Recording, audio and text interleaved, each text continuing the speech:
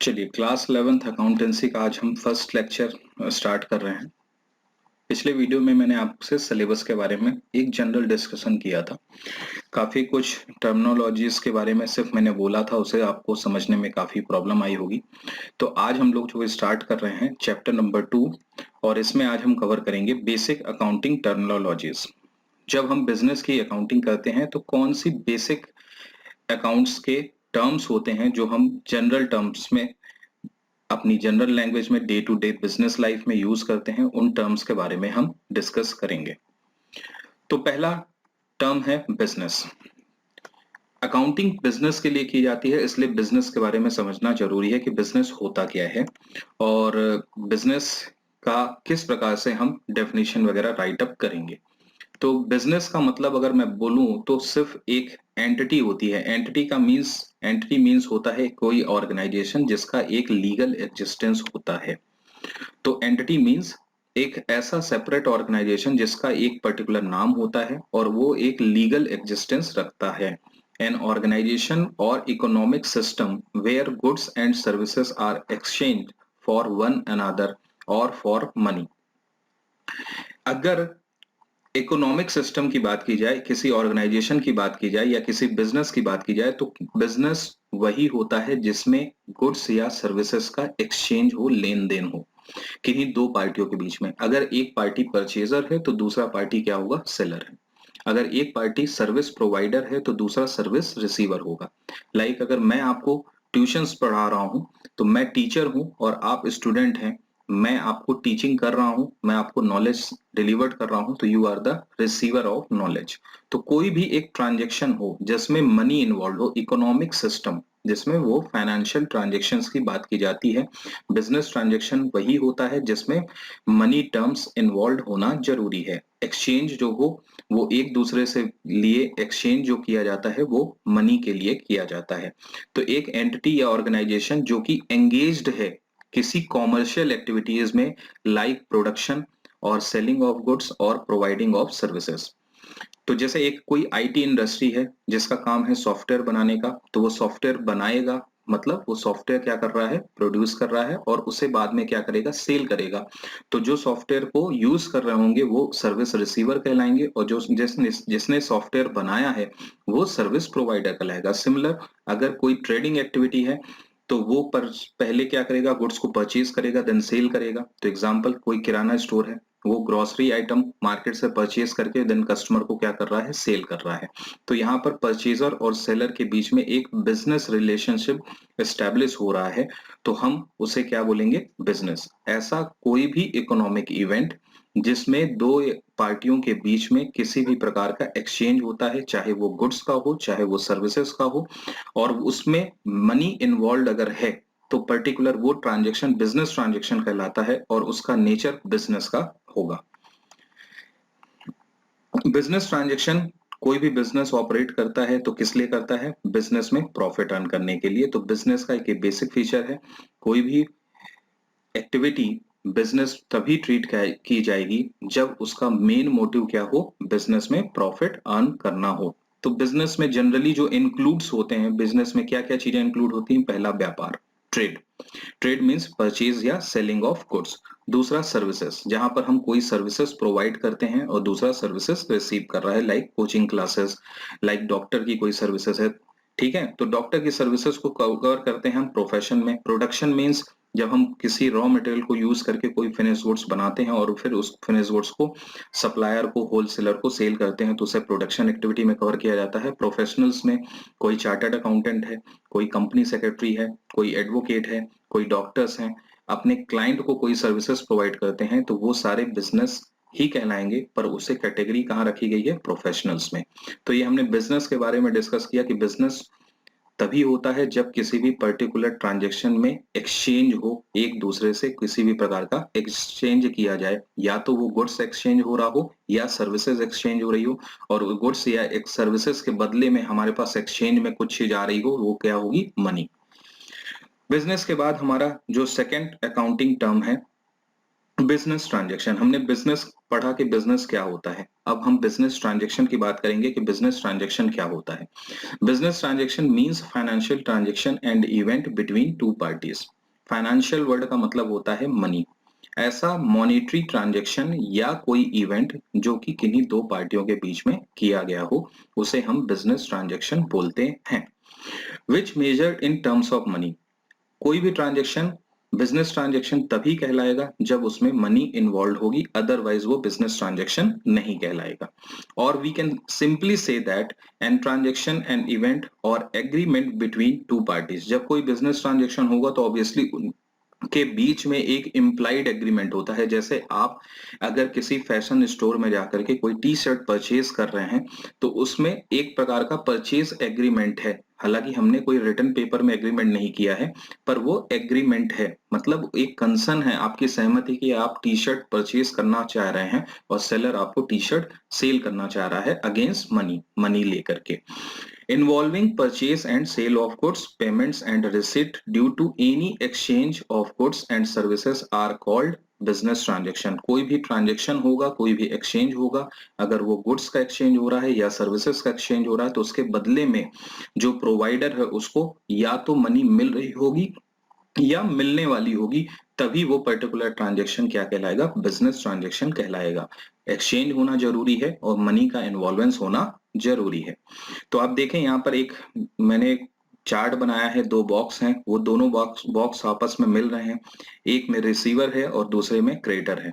अगर कोई चीज रिसीव कर रहा है तो ऑब्वियसली कोई एक गिवर होना जरूरी है। तो ट्रांजेक्शन के दो पहलू होते हैं। तो बिजनेस ट्रांजेक्शन में कोई भी ट्रांजेक्शन में दो पार्टियां इन्वॉल्व होंगी, तो एक रिसीवर होगा और एक गिवर होगा, और उस ट्रांजेक्शन के दो ऑस्पेक्ट्स होंगे, दो पहलू होंगे। तो एक ट्रांजेक्शन को हम डेबिट करेंगे तो दूसरा ट्रांजेक्शन क्रेडिट होगा। सिंपली सी बात है, अगर मैंने टी शर्ट परचेज करी है तो आई एम द रिसीवर, और जिसने टी शर्ट सेल करी है वो क्या है, गिवर है। तो मैं अगर मेरे पास वो गुड्स आ रहा है तो मैं उसे डेबिट करूंगा, रिकॉर्ड करूंगा, तो मैं डेबिट करूंगा, तो जो मेरा सेलर होगा उस ट्रांजेक्शन को क्या करेगा, क्रेडिट करेगा। तो ट्रांजेक्शन को अकाउंट्स में रिकॉर्ड करते समय दो ऑस्पेक्ट्स में रिकॉर्ड किए जाते हैं। एक ट्रांजेक्शन का इफेक्ट डेबिट कहलाता है तो दूसरा ट्रांजेक्शन का इफेक्ट क्रेडिट कहलाता है। ये हम जब बेसिक टर्मिनोलॉजीज कंप्लीट करेंगे और रूल्स की बात करेंगे कि किस प्रकार से अकाउंटिंग की जाती है, अकाउंटिंग की क्या प्रोसेस होती है, वहां पर हम लोग ये डेबिट या क्रेडिट के बारे में डिटेल में डिस्कशन करेंगे। अभी आपको सिर्फ इतना समझना है कि बिजनेस ट्रांजैक्शन के दो इफेक्ट होते हैं, एक रिसीवर होगा तो दूसरा गिवर होगा। एक ट्रांजैक्शन को अगर डेबिट करते हैं तो उसके करस्पॉन्डेंस दूसरे ट्रांजैक्शन को क्रेडिट करते हैं। अगले पॉइंट की तरफ बढ़े, बेसिक टर्मिनोलॉजीज में बिजनेस ट्रांजैक्शन हमने डिस्कस किया था, सेकंड पॉइंट। और बिजनेस ट्रांजैक्शन के अगर हम क्लासिफिकेशन एक समझते हैं तो बिजनेस ट्रांजैक्शन को दो अलग अलग टाइप से क्लासिफाई किया गया है। एक related with the accounting unit. मेरा बिजनेस है और मेरे बिजनेस के अंदर कोई अगर ट्रांजैक्शन हो रहा है तो उस बिजनेस के ट्रांजैक्शन को हम दो प्रकार से क्लासिफाई करते हैं। ये लेफ्ट साइड में हमारा है related with the accounting own unit. इसके दो प्रकार से क्लासिफिकेशन है, internal transaction and external transaction.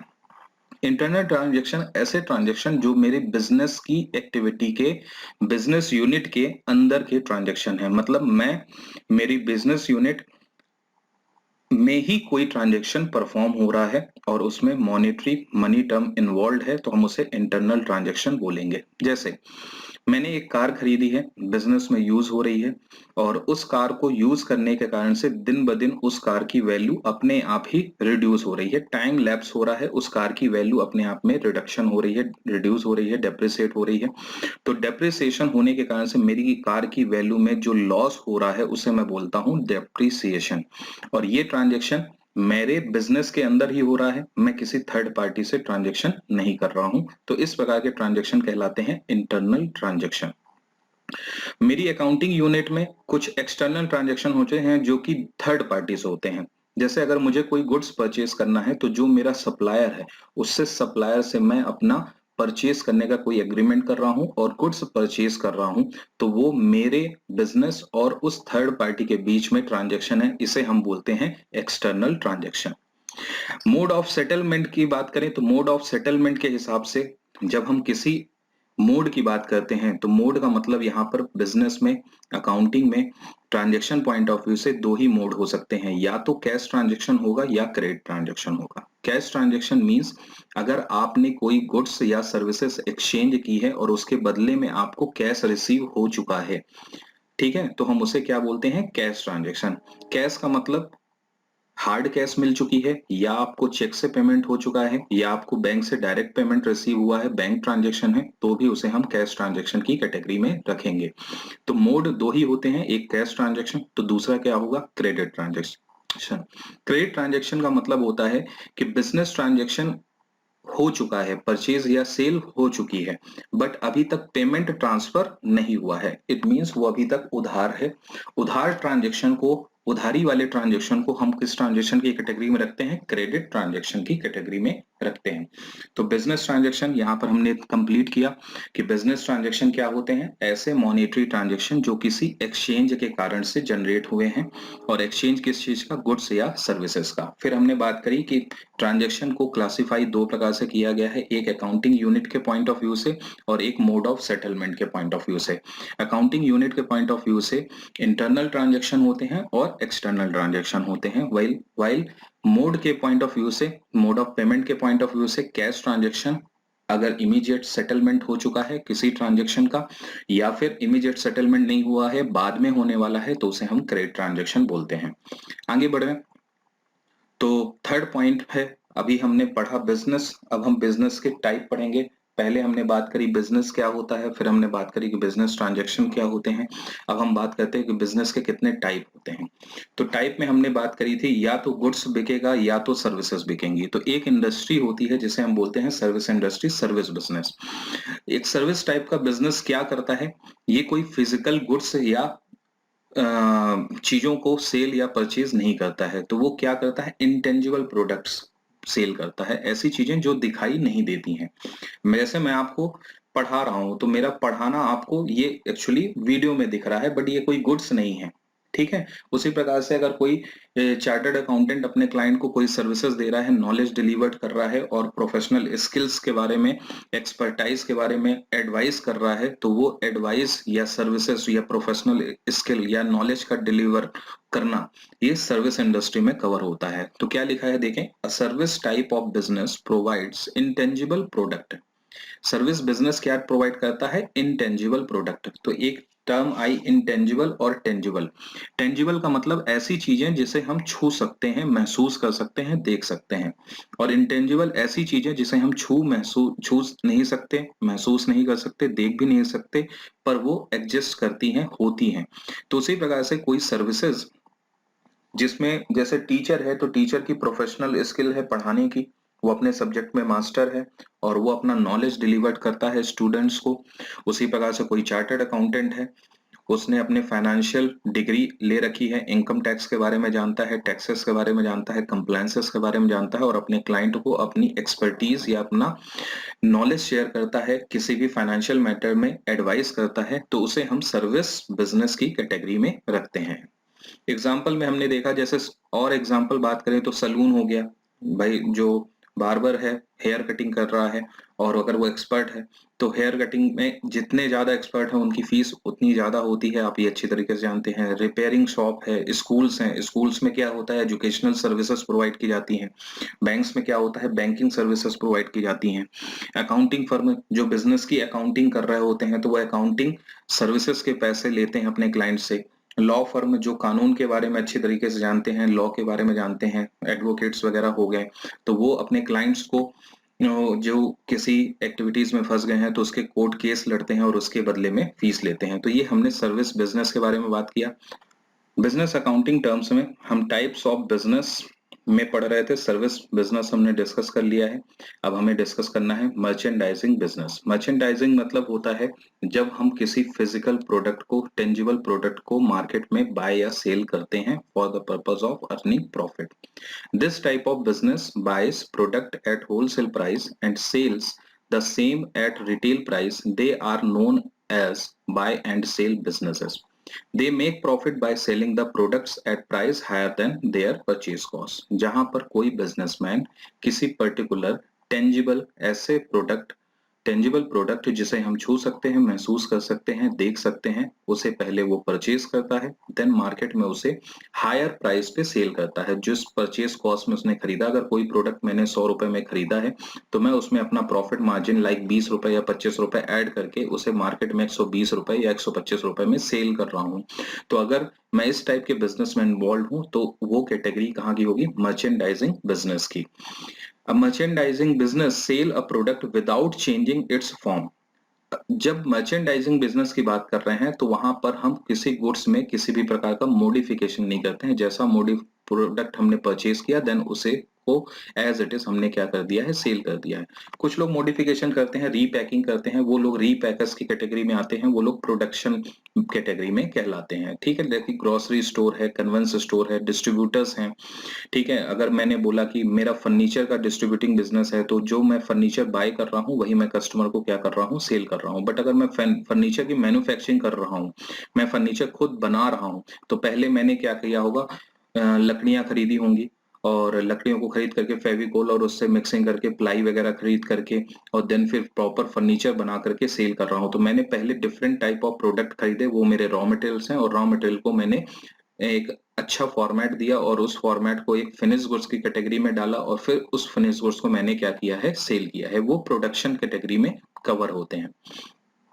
अगला हमारा टाइप ऑफ बिजनेस है मैन्युफैक्चरिंग। वही प्रोडक्शन की बात कर रहे हैं जहां पर हम किसी प्रोडक्ट को मैन्युफैक्चर कर रहे हैं, मतलब वहां पर हम सबसे पहले कोई रॉ मटेरियल परचेज कर रहे हैं। Unlike a merchandising business, a manufacturing business buys a product. ये भी एक प्रोडक्ट बाय करेगा क्योंकि ये रॉ मटेरियल तो परचेज करेगा, बट उस रॉ मटेरियल को एज इट इज वो सेल नहीं कर रहा है, उसके फॉर्मेट को चेंज कर रहा है, उसको उससे एक नया प्रोडक्ट मेक कर बना रहा है with the intention of using them as material in making a new product.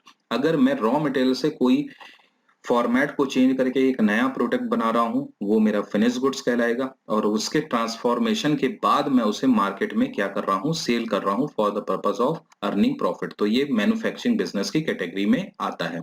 अब manufacturing business combines raw material, labour and overhead cost. Costing की बात करें तो एक मर्चेंडाइज बिजनेस में प्रोडक्ट खरीद रहा है देन फिर एज इट इज उस प्रोडक्ट को सेल कर रहा है। तो जनरली वहां पर क्या क्या एक्सपेंसेस हो सकते हैं? हो सकता है उसने दुकान किराए पे ले रखी हो तो रेंट का एक्सपेंस हो सकता है, इलेक्ट्रिसिटी का एक्सपेंस हो सकता है, उसको सेल की सुविधाएं देने के लिए, कस्टमर को सर्विसेज प्रोवाइड करने के लिए किसी एम्प्लॉय को रखा हो जो उसके शॉप को मैनेज कर रहा हो। तो ये उसके बेसिक एक्सपेंडिचर होते हैं। वहीं मैन्युफैक्चरिंग बिजनेस की बात करें तो पहले वो क्या कर रहा है? रॉ मटेरियल परचेज कर रहा है, फिर बाद में उसने कुछ लेबर रखाए होंगे और कुछ अपनी फैक्ट्री की कॉस्ट करी होगी, फैक्ट्री के एक्सपेंसेस होंगे, प्रोडक्शन से रिलेटेड एक्सपेंसेस होंगे, उसे बोलते हैं ओवरहेड कॉस्ट। जहां पर हम किसी प्रोडक्ट को जब उसके फॉर्मेशन को चेंज करते हैं और उससे रिलेटेड जो एक्सपेंसेस होते हैं उसे हम बोलते हैं ओवरहेड कॉस्ट, प्रोडक्शन कॉस्ट। तो रॉ मटेरियल में प्रोडक्शन कॉस्ट जब ऐड हो जाती है तो हमारी फिनिश गुड्स की कॉस्टिंग निकलती है और वो मार्केट में फिर फिनिश गुड्स हम क्या करते हैं? कस्टमर को सेल करते हैं या होलसेलर को सेल करते हैं। तो ये टाइप था, थर्ड टाइप, मैन्युफैक्चरिंग बिजनेस। इसके बाद हमारा अगला टाइप है hybrid business. Hybrid business means mix up. अभी तक हमने जितने टाइप पढ़े वो सारे टाइप को अगर हम मिक्सअप कर दिया जाए, मतलब मर्चेंडाइजिंग बिजनेस और आपका मैन्युफैक्चरिंग बिजनेस, तो उसे जब मिक्सअप फॉर्म में करते हैं तो हम उसे बोलते हैं हाइब्रिड बिजनेस फॉर्मेट। तो hybrid business are companies or any organization that may be classified into more than one type of business. जहां पर हम किसी दो टाइप को क्लासिफाई किया है, एक से मैं दूसरे टाइप में, मतलब मैं मैन्युफैक्चरिंग भी कर रहा हूं और ट्रेडिंग भी कर रहा हूं, तो वो मेरा कौन सा बिजनेस टाइप कहलाएगा? Hybrid type. एग्जांपल के लिए हम रेस्टोरेंट को समझ सकते हैं कि एक रेस्टोरेंट है, वो कंबाइन करता है बहुत सारे इंग्रेडिएंट्स और उससे एक फाइनल मील तैयार करता है। तो पहले उसने बहुत सारी वेजिटेबल्स वगैरह परचेज करी, देन उससे प्रॉपर एक मील तैयार किया, उससे प्रॉपर फिर कस्टमर को क्या किया? उसने सेल किया है। उसी प्रकार से अगर मैं दूसरी बात करूं तो जैसे कोई कोल्ड ड्रिंक बना रहा है, कोको कोला या पेप्सी, तो वो क्या कर रहा है? पहले मैन्युफैक्चरिंग कर रहा है देन फिर कस्टमर को सेल भी कर रहा है। तो वो दोनों ही एक्टिविटी में इन्वॉल्व है, उसे हम हाइब्रिड बिजनेस फॉर्मेट बोलते हैं। तो ये हमने डिस्कस कर लिया टाइप्स के बारे में। अब हम बात कर रहे हैं फॉर्म्स ऑफ बिजनेस। बिजनेस के कितने फॉर्म्स हो सकते हैं, मतलब किस प्रकार से हम बिजनेस को रजिस्टर्ड कर सकते हैं और उसको रन कर सकते हैं। तो पहला फॉर्मेट है सोल प्रोप्राइटरशिप, जो कि हमारे 11th का सिलेबस है, इसको अच्छे तरीके से समझना है।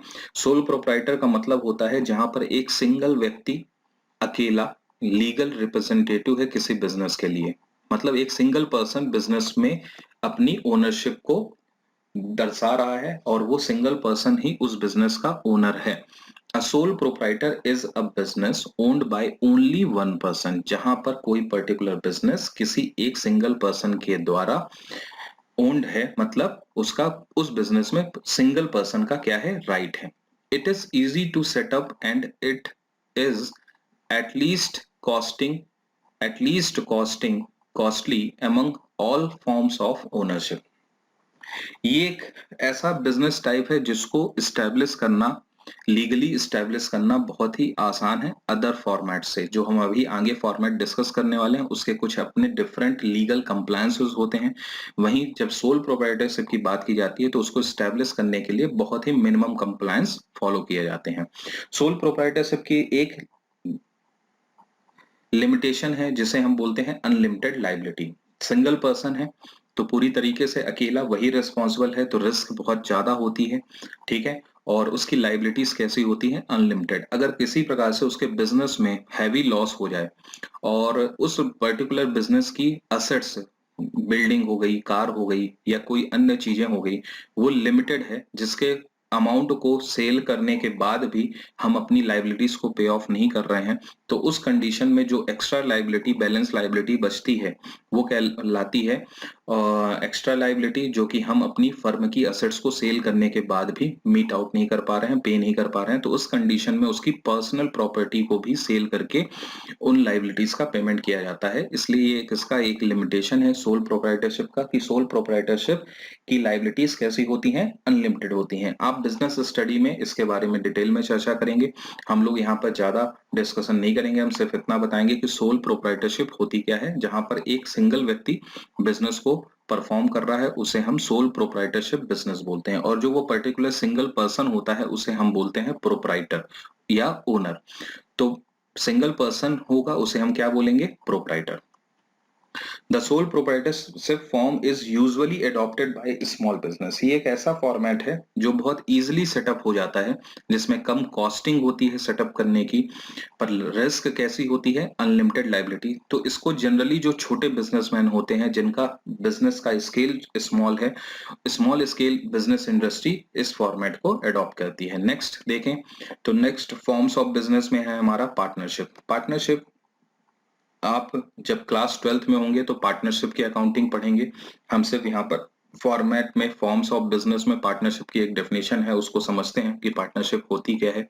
एक पार्टनरशिप एक ऐसा बिजनेस है जहां पर दो या दो से ज्यादा लोग बिजनेस में इन्वॉल्व होते हैं। दो या दो से ज्यादा लोगों ने बिजनेस में अपनी कैपिटल रिसोर्सेस को इन्वेस्ट किया है और उस बिजनेस एक्टिविटी से जो भी प्रॉफिट हो रहा है उन पर्टिकुलर दो या दो से ज्यादा लोगों के बीच में उनके आपस में एग्रीड रेशो में उस प्रॉफिट को डिस्ट्रीब्यूट किया गया है, उसे हम पार्टनरशिप बिजनेस का नाम देते हैं। In general partnership all partners have unlimited liability like a sole proprietorship. जैसे सोल प्रोप्राइटरशिप में एक सिंगल व्यक्ति है और उसकी लाइबिलिटी कैसी है, अनलिमिटेड है। सिमिलर वहीं जनरल पार्टनरशिप की बात की जाए, क्योंकि पार्टनरशिप के एक दूसरा टाइप होता है लिमिटेड लाइबिलिटी पार्टनरशिप, अभी हम लोग उसका डिस्कशन नहीं कर रहे हैं। लिमिटेड लाइबिलिटी पार्टनरशिप एक अलग से टाइप होता है, उस केस में पार्टनर्स की लाइबिलिटी लिमिटेड होती है। बट इन जनरल पार्टनरशिप अगर कोई बनाई गई है तो उसमें पार्टनर्स की लाइबिलिटी कैसी होती है, अनलिमिटेड होती है। नेक्स्ट हमारा फॉर्म्स ऑफ बिजनेस में एक टाइप है कॉर्पोरेशन। कॉर्पोरेशन मींस कोई कंपनी। हम अच्छे तरीके से जानते हैं, जनरली हम लोग सुनते रहते हैं कि रिलायंस कंपनी है, ठीक है, और इसके बाद बिग मार्ट की कोई कंपनी है। तो बड़ी बड़ी कंपनीज हैं, ये बड़ी स्केल में बिजनेस किया जाता है।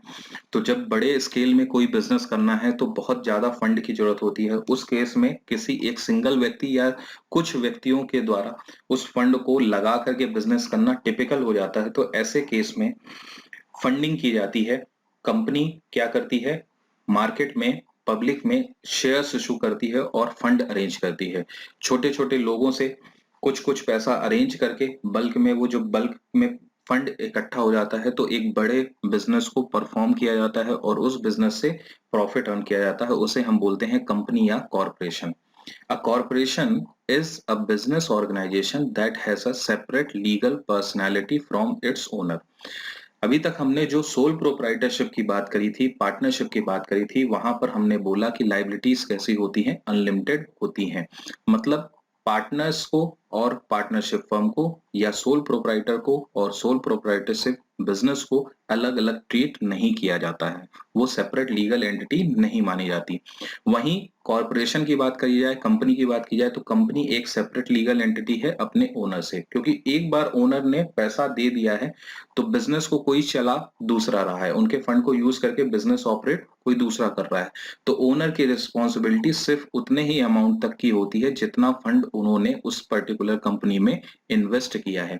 इसी को हम एक दूसरे टर्म में बोलते हैं तो ज्वाइंट स्टॉक कंपनी बोलते हैं। स्टॉक का मतलब यहाँ पर शेयर्स से है, जहां पर कई लोगों ने मिलकर के, बहुत सारे लोगों ने मिलकर के थोड़ा थोड़ा अमाउंट करके फंडिंग की है और उस फंड को यूज करके किसी पर्टिकुलर बिजनेस को चलाया जा रहा है। लाइक रिलायंस इंडस्ट्री लिमिटेड, जैसे रिलायंस इंडस्ट्री लिमिटेड के शेयर होल्डर्स हैं, उन्होंने उस कंपनी में शेयर्स परचेज किए होंगे और शेयर्स परचेज करने के बाद कंपनी लगातार बिजनेस कर रही है और प्रॉफिट जैसे जैसे अर्न हो रहा है तो उस प्रॉफिट को डिस्ट्रीब्यूट करती है डिविडेंड के मार्फत। तो प्रॉफिट जो डिस्ट्रीब्यूट कंपनी अपने ओनर्स को करती है वो डिविडेंड दे करके करती है। तो ये एक टाइप है फॉर्म्स ऑफ बिजनेस में कॉर्पोरेशन।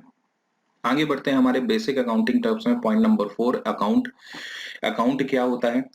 हमने बिजनेस ट्रांजैक्शन की बात करी, तो बिजनेस ट्रांजैक्शन कई प्रकार के होते हैं। लाइक अगर हमने कोई एक्सपेंस पे किया है तो एक्सपेंस अकाउंट होगा। लाइक अगर हमने कोई असेट्स परचेज करी है तो असेट्स अकाउंट होगा। लाइक अगर हमने कोई लाइबिलिटीज सेट ऑफ करी है तो लाइबिलिटीज अकाउंट होंगे। तो इस प्रकार के क्लासिफिकेशन होते हैं जहां पर हम अकाउंट्स को उनके इवेंट या टाइप के अकॉर्डिंग डिस्क्रिप्शन देते हैं। तो ये एक अकाउंट एक पर्टिकुलर रिपोर्ट है या डिस्क्रिप्शन है किसी ट्रांजैक्शन या इवेंट के लिए। इन terms of business, account means record of business transaction. अगर हम अकाउंटिंग की बात कर रहे हैं, बिजनेस की बात कर रहे हैं, तो यहाँ अकाउंट वर्ड से मतलब किसी पर्टिकुलर बिजनेस ट्रांजैक्शन के रिकॉर्ड से है कि हम उसे किस हेड में रिकॉर्ड करेंगे। लाइक असेट्स, लायबिलिटीज, इनकम या expenditure. It's a simple name oblique head of a business transaction under we record particular transaction। ये एक सिंपली नाम है, जिस प्रकार से आपका या मेरा पर्टिकुलर एक नाम है तो उस नाम से मैं जाना जाता हूं, उसी प्रकार से बिजनेस ट्रांजैक्शन में ढेरों टाइप के ट्रांजैक्शन होते हैं, कई टाइप के ट्रांजैक्शन होते हैं। उन ट्रांजैक्शन को आइडेंटिफाई करने के लिए, समझने के लिए कि ये पर्टिकुलर ट्रांजैक्शन किससे रिलेट कर रहा है, उसे एक पर्टिकुलर नाम दे दिया जाता है जिसे हम बोलते हैं अकाउंट। एग्जाम्पल, अगर मैंने वेजेस दी है तो उसका अकाउंटिंग हेड क्या होगा? वेजेस मेरे लिए क्या है? एक्सपेंस। तो उसका अकाउंटिंग मेजर हेड कहलाएगा एक्सपेंस, पर उसके अकाउंट का नाम क्या कहलाएगा? Wages account. उसी प्रकार से अगर मैंने सैलरी पे करी है तो अकाउंटिंग हेड क्या कहलाएगा? एक्सपेंस, बट उस अकाउंट का नाम क्या कहलाएगा? Salary account. उसी प्रकार से अगर मान लीजिए मैंने मशीन खरीदी है तो मशीन मेरे लिए असेट्स हो सकती है, तो उसका अकाउंट हेड ग्रुप क्या कहलाएगा? असेट्स। की वो ग्रुप किस ग्रुप में आएगा? असेट्स ग्रुप में। पर पर्टिकुलर उसका अकाउंट का नाम क्या दूंगा मैं? Machinery account. उसी प्रकार से हो सकता है मैंने कोई बिल्डिंग अपने शॉप के लिए खरीदी है तो वो भी ग्रुप किस कैटेगरी में जाएगा? असेट्स ग्रुप में जाएगा, बट उस अकाउंट का नाम क्या होगा? Building account. तो इस प्रकार से हम ट्रांजैक्शन के अकॉर्डिंग पर्टिकुलर किसी ट्रांजैक्शन के हेड को डिसाइड करते हैं, ग्रुप को डिसाइड करते हैं और उसको एक नाम देते हैं। जो पर्टिकुलर नाम दिया जाता है, डिस्क्रिप्शन दिया जाता है, उसे हम बोलते हैं अकाउंट। अगला हमारा अकाउंटिंग टर्म में है पॉइंट नंबर 5, कैपिटल। कोई भी बिजनेस स्टार्ट करने के लिए सबसे पहले जरूरत होती है इन्वेस्टमेंट की, और किसी बिजनेस में जो पर्टिकुलर ओनर होता है, जो इन्वेस्टमेंट करता है, चाहे वो कैश में लगाया गया हो, चाहे वो असेट्स के रूप में लगाया गया हो, उसे हम बोलते हैं कैपिटल। तो capital is an investment in business either in form of cash और असेट्स, या तो वो कैश के रूप में लगाएगा या वो असेट्स के रूप में लगाएगा। जैसे एग्जाम्पल लिखा है, राम ने बिजनेस स्टार्ट किया है और उसने कितनी कैश लगाई, 1 लाख रुपए की, और बिल्डिंग में इन्वेस्ट किया कितना, 2.5 लाख रुपए का, तो टोटल हो गया ये कितना, 3.5 लाख रुपए। तो इसको अगर मैं ट्रांजेक्शन के अकॉर्डिंग समझूं तो राम ने टोटल बिजनेस में कितनी कैपिटल लगाई है, 1 lakh rupees cash plus building के कितने, 2.5 लाख रुपए, टोटल उसकी कैपिटल कितनी हो गई, 3.5 लाख रुपए। तो कैपिटल का सीधा सा मतलब बिजनेस में ऐसी कोई भी इन्वेस्टमेंट जो कि हमने बिजनेस की रिसोर्सेज बढ़ाने के लिए की है, ताकि बिजनेस अपनी ऑपरेटिंग एक्टिविटी, बिजनेस के ऑपरेशन के द्वारा और प्रॉफिट को जनरेट कर सके, अर्न कर सके। तो वो सारा का सारा इन्वेस्टमेंट को टोटल जब कर दिया जाएगा तो हम उसे बोलते हैं कैपिटल। प्रोप्राइटरशिप में एक सिंगल व्यक्ति बिजनेस करता है, जो कि हमने नाम दिया था उसे क्या बोलते हैं, प्रोप्राइटर। तो प्रोप्राइटरशिप में सारा कैपिटल का इन्वेस्टमेंट एक अकेला व्यक्ति करेगा, इन्वेस्टेड बाय प्रोप्राइटर। वहीं पार्टनरशिप में दो या दो से ज्यादा लोग मिलकर के बिजनेस करते हैं, तो सभी पार्टनर अपना थोड़ा थोड़ा कंट्रीब्यूशन देते हैं, तो इन्वेस्टमेंट किसके द्वारा होता है, पार्टनर्स के द्वारा। वहीं हमने कॉर्पोरेशन या कंपनी की बात करी, तो कंपनी में हमने बोला कि कंपनी फंड अरेंज करती है किससे, मार्केट से, और मार्केट में जो वो फंड इन्वेस्ट करते हैं उसे हम बोलते हैं share holders, invested bye share holders. Capital की बात करें तो कैपिटल बिजनेस के लिए एक लाइबिलिटी है। Capital is a liability for business towards investor. मैंने अपने बिजनेस में कोई इन्वेस्टमेंट किया है, किस पर्पस से किया होगा, ताकि वो बिजनेस अपना बिजनेस कंप्लीट करने के बाद जो प्रॉफिट अर्न करेगा उस प्रॉफिट को मुझे वापस देगा। तो बिजनेस से मुझे प्रॉफिट वापस लेना है क्योंकि मैंने उसको इन्वेस्टमेंट करके दिया है। तो बिजनेस के पॉइंट ऑफ व्यू से देखा जाए, हम अकाउंटिंग किसके पॉइंट ऑफ व्यू से करते हैं, बिजनेस के पॉइंट ऑफ व्यू से करते हैं। तो बिजनेस के लिए कैपिटल ओनर के प्रति हमेशा ही क्या रहती है, लाइबिलिटी। तो कैपिटल का नेचर लाइबिलिटी नेचर का रहता है। कैपिटल अकाउंट हो गया और लाइबिलिटी एक ग्रुप हो गया, जो अभी हमने बात करी थी। अकाउंट क्या होता है, तो इन्वेस्टमेंट यदि कैश में या असेट्स में किया गया है तो उसे हमने क्या बोला, कैपिटल अकाउंट, और कैपिटल अकाउंट का ग्रुप क्या कहला गया, लाइबिलिटी। ठीक है, तो capital is a liability for business towards investment. आगे जाकर के आप कुछ लेक्चर्स के बाद पढ़ेंगे जहां पर हमें बिजनेस के अकाउंटिंग के कुछ कॉन्सेप्ट, कुछ बेसिस पढ़ने पड़ेंगे कि किस बेसिस को फॉलो करके हम अकाउंटिंग करते हैं। वहां एक कंसेप्ट आता है बिजनेस एंटिटी कॉन्सेप्ट, और बिजनेस एंटिटी कॉन्सेप्ट बोलता है owners are treated as separate from his business. Owner को हमेशा ही बिजनेस से अकाउंटिंग पॉइंट ऑफ व्यू से सेपरेट माना गया है, इसीलिए हम बिजनेस में बिजनेस के ओनर का एक सेपरेट अकाउंट ओपन करते हैं और जिसे बोलते हैं कैपिटल अकाउंट। एक इक्वेशन वहां पर मैंने लिखी, कैपिटल का मतलब ओनर्स इक्विटी होता है। ओनर्स इक्विटी मींस होता है इन्वेस्टमेंट। इन्वेस्टमेंट ऐसा इन्वेस्टमेंट जो कि उसके ओनर के द्वारा कहा किया गया है, उसी को हम एक वर्ड यूज करते हैं, नेट वर्थ। नेट वर्थ का मतलब होता है, वर्थ मतलब आप समझते हैं प्रॉपर्टी, और प्रॉपर्टी के साथ में अगर नेट वर्थ हो गया कि अगर मेरे पास 10 लाख की प्रॉपर्टी है और मार्केट में मुझे 2 लाख रुपए देना है, तो नेट मुझे मेरी प्रॉपर्टी कितनी कहलाएगी, 10 लाख माइनस 2 लाख, तो मेरी नेट वर्थ होगी 8 लाख रुपए की। वही इक्वेशन यहाँ लिखी, capital is equal to assets minus liability. अगर मेरी असेट्स 10 लाख रुपए की है और मार्केट में मेरी लाइबिलिटी 2 लाख रुपए की है, तो मेरी net worth that is capital वो कितनी होगी, 8 लाख रुपए की। तो ये हमने डिस्कस किया कि कैपिटल क्या होती है। और अब हमें बात करना है ड्राइंग्स के बारे में। अगर मैंने बिजनेस में पैसा इन्वेस्ट कर दिया है और किसी कारण से मुझे पर्सनल वर्क के लिए कोई पैसे की जरूरत है, तो मैं बिजनेस से विड्रॉवल भी कर सकता हूं। तो ड्राइंग का मतलब होता है सिंपली बिजनेस से अमाउंट को विड्रॉ करना।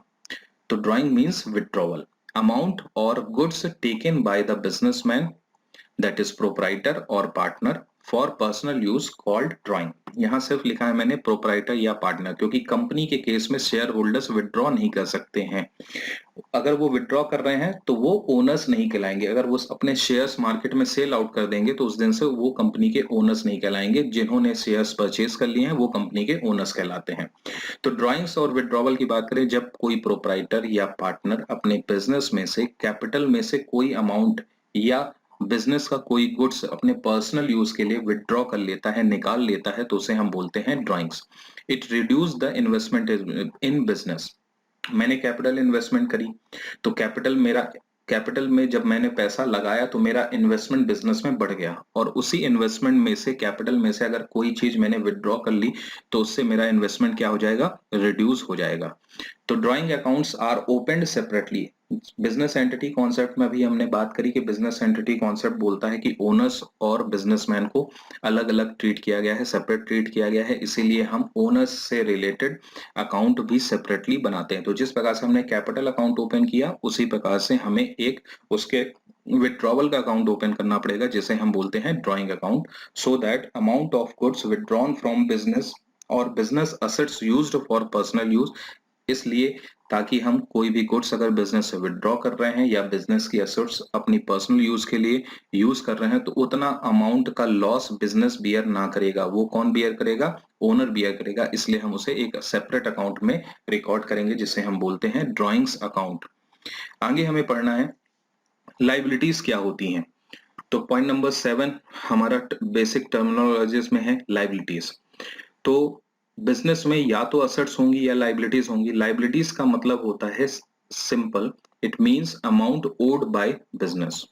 अगर मैं अमाउंट किसी को मुझे पे करना बाकी है, ओड का मतलब होता है ऑब्लिगेशन टू पे और repay in return of something receive. Business transaction में बोला कि ट्रांजैक्शन का मतलब होता है एक्सचेंज। अगर मैंने किसी से कोई प्रोडक्ट, चाहे वो टेंजिबल हो या इनटेंजिबल हो, मैंने रिसीव किया है, तो उस रिसीविंग के बदले में अगर मुझे किसी को कोई अमाउंट देना बाकी है, मैंने अभी तक पेमेंट नहीं किया है मतलब देना बाकी है, मेरी ऑब्लिगेशंस है, मेरी लाइबिलिटीज है कि उतने वैल्यू का, जितने वैल्यू का मैंने गुड्स परचेज किया है या मैंने सर्विसेज ली है, उतनी वैल्यू उस पर्टिकुलर पर्सन को मुझे पे करना बाकी है। तो ये मेरे लिए क्या कहलाती है, लाइबिलिटीज। लाइबिलिटीज को देखें तो लाइबिलिटीज जिस प्रकार से हमने ट्रांजेक्शन की बात करी थी कि बिजनेस ट्रांजेक्शन अगर अकाउंटिंग एंटिटी के पॉइंट ऑफ व्यू से देखा जाए तो दो प्रकार के होते हैं, एक इंटरनल ट्रांजैक्शन और एक्सटर्नल ट्रांजैक्शन। सिमिलरली लाइबिलिटीज दो प्रकार की होती हैं, इंटरनल लाइबिलिटीज और एक्सटर्नल लाइबिलिटीज। इंटरनल लाइबिलिटीज मतलब ऐसी लाइबिलिटीज जो बिजनेस के ओनर से रिलेट करती हैं, liabilities towards owner of business. मैंने बिजनेस में कैपिटल लगाई है तो बिजनेस के लिए कैपिटल क्या थी, लाइबिलिटी। तो वो लाइबिलिटी किसके टुवर्ड्स है, ओनर के लिए। तो ओनर और बिजनेस के बीच में अगर कोई लाइबिलिटीज है तो बिजनेस के पॉइंट ऑफ व्यू से अगर ओनर के लिए कोई लाइबिलिटी है लाइक कैपिटल अकाउंट, तो उसे हम क्या बोलेंगे, इंटरनल लाइबिलिटी। इंटरनल लाइबिलिटी का एग्जांपल है कैपिटल अकाउंट। एक्सटर्नल लाइबिलिटी का मतलब अगर बिजनेस की लाइबिलिटी किसी थर्ड पार्टी को लेकर के है, बिजनेस ने किसी सप्लायर से कोई गुड्स परचेज किया है बट अभी तक पेमेंट नहीं किया है, तो उस पेमेंट को उसे कुछ टाइम पीरियड के बाद करना होगा, तो ये क्या कहलाती है, third party liability, that is external liability. ठीक है, तो ये हमने लाइबिलिटीज के बारे में डिस्कशन किया और लाइबिलिटीज में हमने एक क्लासिफिकेशन पढ़ा। अब आगे देखें तो लाइबिलिटीज को दूसरे तरीके से भी क्लासिफाई किया जाता है, जिसमें हम लाइबिलिटीज को एक क्लासिफाई करते हैं non current liabilities and current liabilities. तो पहला टाइप होता है नॉन करेंट और दूसरा क्या होता है, करंट। तो अकाउंटिंग में एक चीज आप समझिए, बिजनेस ट्रांजैक्शन को रिकॉर्ड किया जाता है किसी एक पर्टिकुलर पीरियड के लिए, और अकाउंटिंग में वो पर्टिकुलर पीरियड या तो फाइनेंशियल ईयर होगा या कैलेंडर ईयर होगा। तो इस चीज को समझिएगा, कैलेंडर ईयर कहां से कहां तक चलता है, जनवरी टू मार्च। जब कोई, सॉरी, जनवरी टू दिसंबर, कैलेंडर ईयर जो चलता है 12 महीने का, जनवरी टू दिसंबर चलता है, और फाइनेंशियल ईयर अप्रैल टू मार्च चलता है। ठीक है, तो हम लाइबिलिटीज की यहाँ बात कर रहे हैं, नॉन करेंट लाइबिलिटीज और करेंट लाइबिलिटीज। इस टाइम पीरियड के अकॉर्डिंग हम लाइबिलिटीज को क्लासिफिकेशन करते हैं जब, तो वो होती है नॉन करेंट लाइबिलिटीज और current liabilities. Non current liabilities क्या कहलाती हैं, which is payable after a period और मोर देन अ ईयर। जब कोई लाइबिलिटीज का पेमेंट जनरेट होने के एक साल के बाद करना है, उसे हम बोलेंगे लॉन्ग टर्म लाइबिलिटीज। मैंने अगर बैंक से लोन लिया है और वो लोन 5 साल का लोन मैंने लिया है, तो 5 साल में मैं उसे पे करने वाला हूं, तो उसका टाइम पीरियड एक साल से ज्यादा है, इसलिए मैं उसे क्या बोलूंगा, long term liabilities, non current liabilities. तो नॉन करेंट लाइबिलिटीज को आप समझने के लिए याद रख सकते हैं कि इसको हम बोलते हैं लॉन्ग टर्म लाइबिलिटीज। वहीं करंट लाइबिलिटीज की बात करें तो which is payable with in 12 months और विद इन ऑपरेटिंग साइकिल।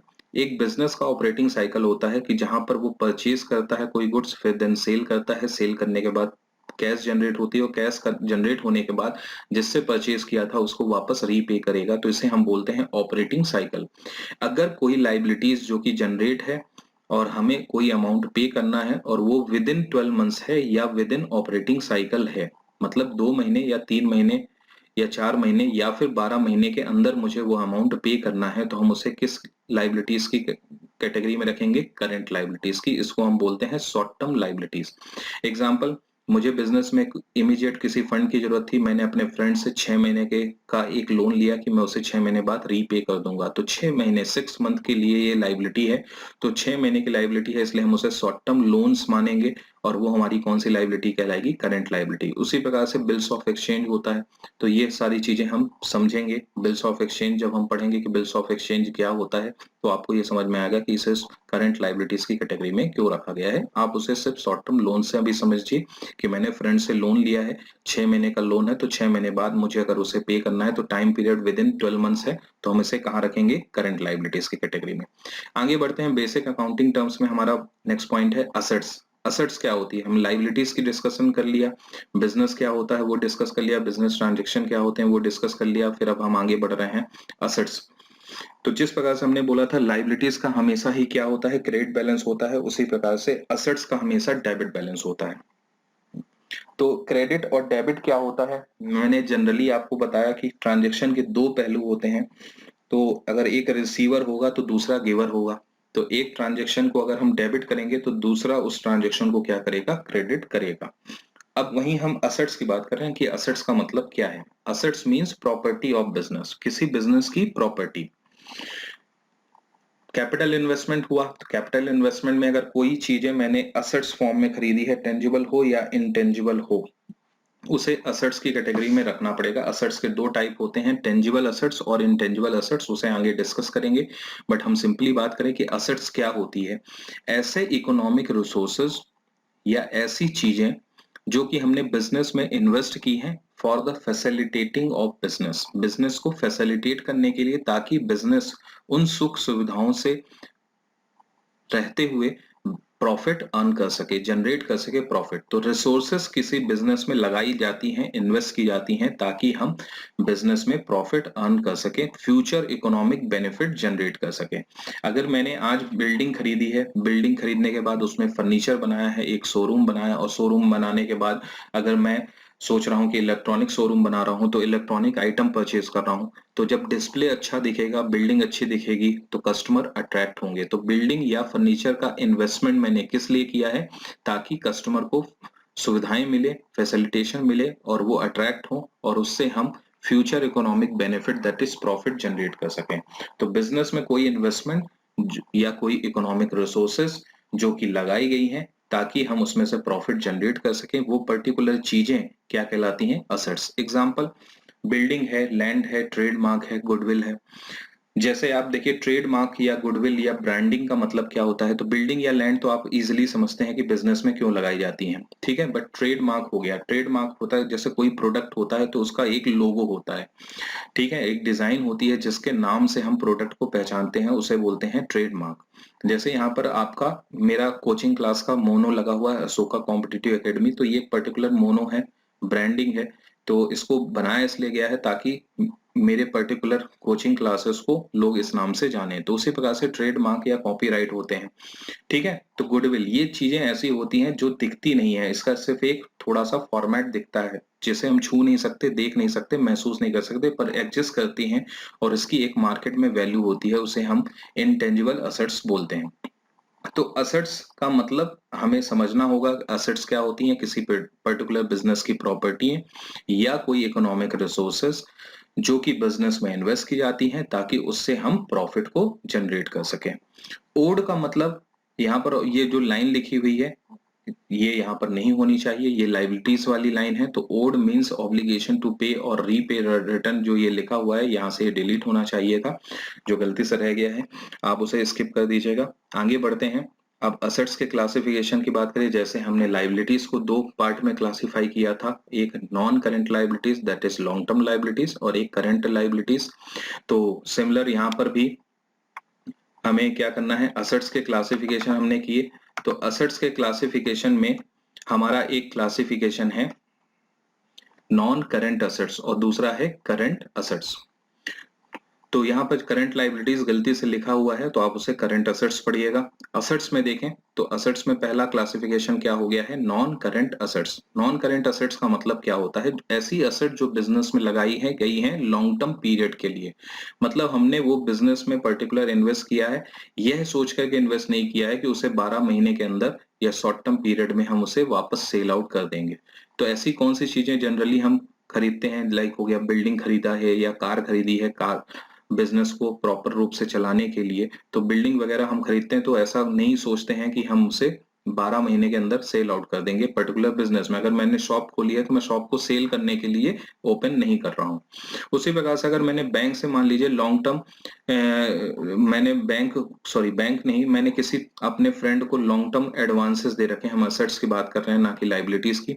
तो अगर मैंने अपने फ्रेंड को पैसा दे दिया है, 5 साल के लिए पैसा दे दिया है, तो अब मैं लोन क्या कर रहा हूँ, दे रहा हूँ, जिसका मुझे राइट है रिसीव करने का, कि बाद में अपने फ्रेंड से 5 साल बाद वो पैसा रिसीव करूंगा, क्योंकि मेरी टर्म्स डिसाइड हुई कि 5 साल बाद वो पेमेंट करेगा। तो वो मेरे लिए असेट्स है और वो पेमेंट मुझे 1 साल के बाद मिलने वाला है, इसलिए मैं उसे लॉन्ग टर्म असेट्स की कैटेगरी में रखूंगा। वहीं करंट असेट्स की बात करें, यहाँ पर आपको लाइबिलिटीज की जगह असेट्स पढ़ना है। मैंने आपको बोला यहाँ पर गलती से लाइबिलिटीज लिखा गया है, ये करंट असेट्स है। Which are held by business with the purpose of converting into cash in short period. जब पर्टिकुलर बिजनेस में कोई ऐसी असेट्स लगाई गई हैं जिसको इजिली कन्वर्ट किया जा सकता है कैश में with a short term period. मतलब मैं कोई स्टॉक का परचेज कर रहा हूँ, स्टॉक खरीद किस लिए रहा हूँ, मार्केट में बेचने के लिए, सेल करने के लिए। तो जब मैं मार्केट में सेल करूंगा तो उससे मेरे को वापस क्या होगी, कैश जनरेट होगी, और फिर उस कैश से फिर मैं वापस परचेज करूंगा गुड्स और फिर उसे मार्केट में बेचूंगा। तो ऐसी चीजें जो बिजनेस में खरीदी किस लिए जाती हैं, ताकि उसको वापस कैश में कन्वर्ट किया जा सके in a short period time, that is a year.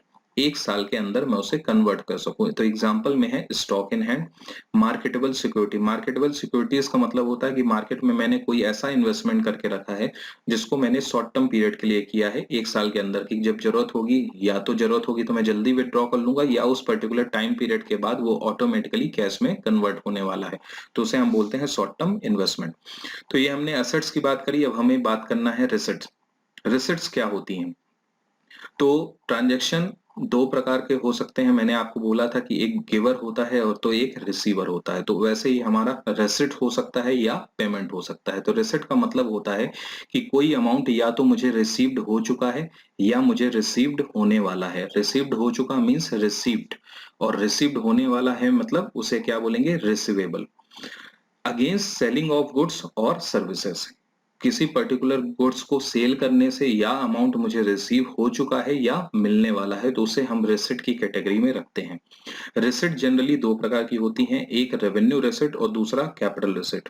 Revenue रेसिट का मतलब होता है जो डे टू डे मेरी लाइफ में, मेरे बिजनेस में, मेरे नॉर्मल कोर्स ऑफ बिजनेस में डे टू डे वो जनरेट हो रही है, उसे हम बोलते हैं रेसिट। और बिजनेस में डे टू डे क्या एक्टिविटी परफॉर्म होती है, परचेज या सेल। तो अगर मैं गुड्स सेल कर रहा हूं और उससे मेरी कोई इनकम जनरेट हो रही है, या मैंने बिजनेस में कोई ऐसा पर्टिकुलर इन्वेस्टमेंट किया है जो बिजनेस फंड को यूज करके किया है और वो बार बार मेरे को इनकम जनरेट करके दे रहा है, तो वो पर्टिकुलर इनकम रिसीविंग मेरी क्या कहलाएंगी, रेवेन्यू रिसिट। वहीं जब हम कैपिटल रिसिट की बात करें, तो कैपिटल रिसिट का मतलब होता है ऐसी रिसिट जो अदर देन रेवेन्यू रिसिट है, मतलब गुड्स को सेल करने या बिजनेस फंड को यूज करने के अलावा इन्वेस्टमेंट से है। उसके अलावा, तो उसके अलावा क्या होती है, अगर मैंने बिजनेस की कोई असेट्स मार्केट में सेल कर दी, तो असेट्स तो मैं बार बार सेल नहीं कर पाऊंगा। बिल्डिंग मैंने एक बार खरीदी थी, किसी एक लोकेशन पे मैंने कोई शॉप खरीदी, वहां मेरा बिजनेस नहीं चल रहा था, तो मैंने उस पर्टिकुलर बिल्डिंग को सेल करके दूसरी जगह बिल्डिंग खरीदी। तो बिल्डिंग बेचा, तो मुझे जो पैसा जनरेट हुआ, जो मुझे रिसीविंग हुई, वो मेरी किस कैटेगरी में आएगी, कैपिटल रिसिट की कैटेगरी में आएगी। तो ये हमने रिसिट की बात करी, अब हम बात कर रहे हैं पेमेंट्स की।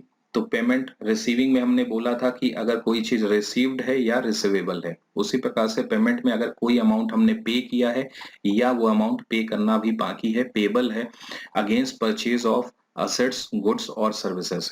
परचेज गुड्स के लिए है या सर्विसेज के लिए है, पे किया है या नहीं पे किया है, तो उसे हम क्या बोलते हैं, एक्सपेंडिचर, पेमेंट्स। एक्सपेंडिचर या पेमेंट्स दो प्रकार के होते हैं, रेवेन्यू एक्सपेंडिचर और कैपिटल एक्सपेंडिचर। सिमिलर वैसे रेवेन्यू का मतलब बिजनेस के ऐसे एक्सपेंडिचर जिनका benefit during the accounting period, हमने बात करी थी अकाउंटिंग पीरियड या तो फाइनेंशियल ईयर होगा या कैलेंडर ईयर होगा। फाइनेंशियल ईयर मतलब अप्रैल टू मार्च, 1 अप्रैल से लेकर के 31 मार्च तक।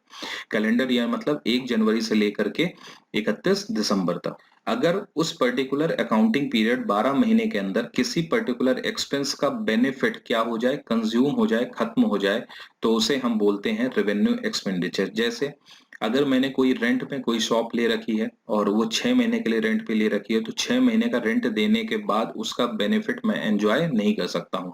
अगर मुझे उस रेंट पे शॉप को रखना है तो मुझे अगले महीने के लिए भी रेंट का पेमेंट करना होगा। सिमिलरली अगर मैंने कोई एम्प्लॉय को रखा है तो एम्प्लॉय मेरे लिए काम कब करेगा, जब मैं उसे सैलरी दूंगा। जिस महीने की मैं उसे सैलरी दे रहा हूँ उस महीने वो काम करेगा, जिस महीने की मैं सैलरी नहीं दूंगा तो उस महीने वो काम नहीं कर पाएगा। तो क्या है, बेनिफिट उसका क्या हो रहा है, कंज्यूम हो रहा है। तो ये एक्सपेंसेस का टाइप है। ऐसे एक्सपेंस जिनका बेनिफिट कंज्यूम्ड हो जाता है उसे हम किस कैटेगरी में रखते हैं, रेवेन्यू एक्सपेंसेस की कैटेगरी में रखते हैं। वहीं कैपिटल एक्सपेंडिचर, ऐसे एक्सपेंडिचर जिनका बेनिफिट हम साल दर साल कंटिन्यूअसली कई सालों तक एंजॉय करते रहते हैं। ऐसे एक्सपेंडिचर जो कि हमने असेट्स को खरीदने से रिलेटेड किए हैं। अगर मैंने बिल्डिंग खरीदी है तो मैंने एक्सपेंस एक बार किया है और उस बिल्डिंग को मैं कई सालों तक यूज करता हूं। ठीक है, तो इसमें बेनिफिट मेरा कई सालों तक चलता है, इसलिए हम उसे कैपिटल एक्सपेंडिचर की कैटेगरी में रखते हैं। देखिए क्या लिखा है, expenses done for acquiring of an assets और done for increase the capacity of business. और ऐसे एक्सपेंस जो कि मैंने बिजनेस की कैपेसिटी को इंक्रीज करने के लिए किए हैं उसे हम कैपिटल एक्सपेंडिचर की कैटेगरी में रखते हैं। तो रेवेन्यू एक्सपेंसेस को अगर मैं बोलूं तो उसे नॉर्मली हम क्या बोलते हैं, ग्रुप क्या रखते हैं उसका, एक्सपेंस। और कैपिटल एक्सपेंसेस का ग्रुप क्या होता है, असेट्स। कैपिटल एक्सपेंडिचर जिसका बेनिफिट कई सालों तक एंजॉय करना है तो वो मेरे लिए क्या है, असेट्स के रूप में है। मैं उसका बेनिफिट कई सालों तक एंजॉय करने वाला हूं तो वो मेरे लिए क्या है, असेट्स है। तो यहाँ हमने बेसिक अकाउंटिंग टर्म्स के पार्ट 1 को कंप्लीट किया है और आपको होप अच्छा लगा होगा, समझ में आया होगा। आप अपनी बुक्स रेफर करिएगा घर पे और इन पॉइंट्स को अच्छे से पढ़िएगा। ये आपकी बुक में नॉर्मली चैप्टर नंबर 2 पे मिलेगा और जहां पर आपको बेसिक अकाउंटिंग टर्म का चैप्टर है वहां ये सारे पॉइंट्स लिखे हैं और ज्यादा डिटेल में लिखे हैं। हमने डिस्कस तो पूरा डिटेल में किया है, कंटेंट मैंने वीडियो में जो स्लाइड में है वो काफी कम रखा है ताकि आपको समझने के लिए ईजी रहे। चैनल को जरूर सब्सक्राइब करिएगा, वीडियो को लाइक करिएगा और शेयर करिएगा। Thank you.